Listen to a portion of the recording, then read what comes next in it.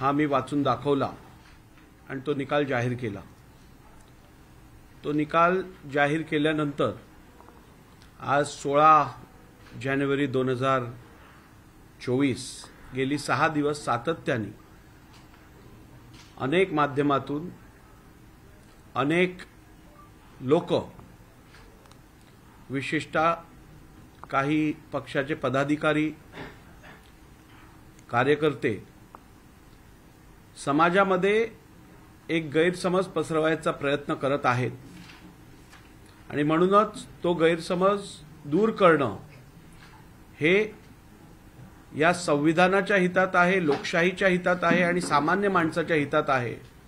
म्हणून ते काही गैरसमज जे आहेत, लीगल सबमिशन्स जे आहेत, त्या संदर्भातलं स्पष्टीकरण लोकांसमोर येणं अत्यंत आवश्यक आहे। म्हणूनच आज मी खरं तर या पत्रकार परिषदेमार्फत जी सत्य परिस्थिती आहे ती आपल्यासमोर मांडायचा प्रयत्न करत आहे।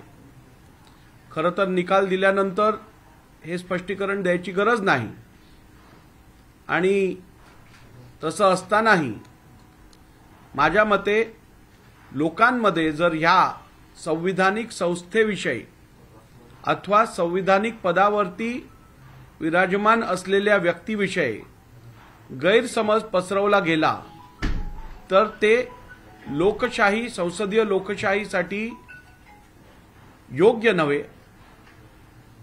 तसं कृत्य हे या संस्थेच्या म्हणजे विधिमंडळाच्या अस्मितेसाठी योग्य नाही आणि म्हणूनच आज आपण ही पत्रकार परिषद घेत आहोत। आज खरं तर मला असं समजतं की शिवसेना उद्धव बाळासाहेब ठाकरे गटाने एक पत्रकार परिषद घेतली।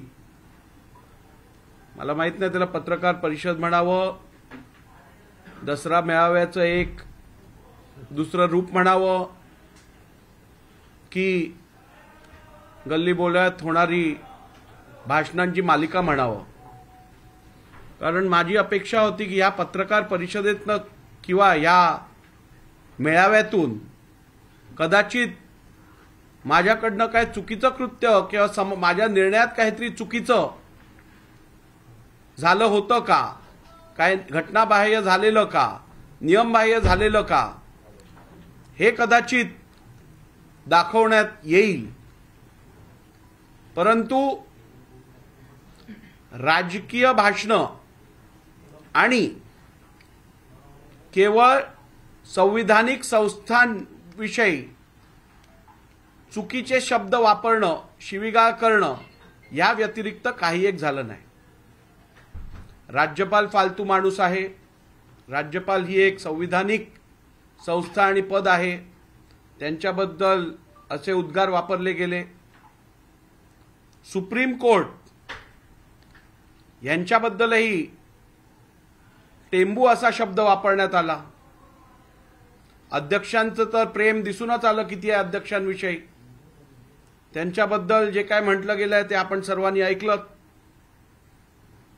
आणि इलेक्शन कमिशन यांना चोर वगैरे इतर काय काय जे म्हटलं गेलं ते मला वाटतं सगळ्यांनी ऐकलं आहे। दुर्दैवी आहे की संविधानिक संस्थांविषयी कुठचाही आधार असो अथवा नसो असे शब्दप्रयोग करणं कितपत लोकशाहीसाठी घातक आहे याचा विचार आपण करू शकता।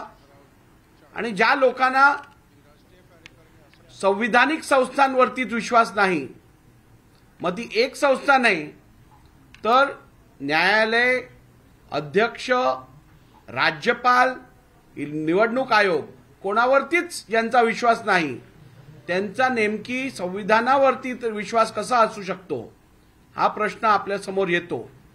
परंतु मला त्या सगळ्यांवरती बोलून वेळ घालवायचा नाहीये।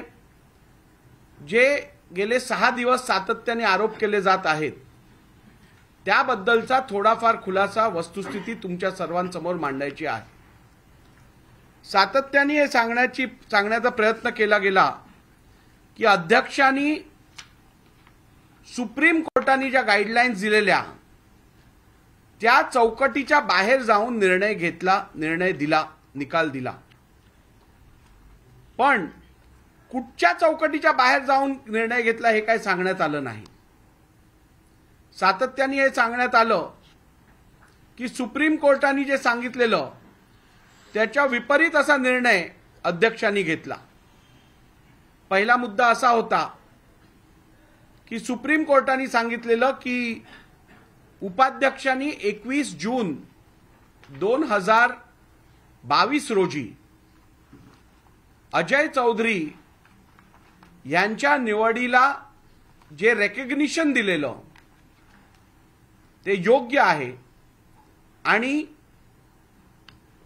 अध्यक्षांनी म्हणजेच मी 3 जुलै 2022 ला भरत गोगावले आणि एकनाथ शिंदेजींच्या नियुक्तीला जे रेकग्निशन दिलं गेलं आहे ते चुकीचं आहे असं सांगण्यात आलं.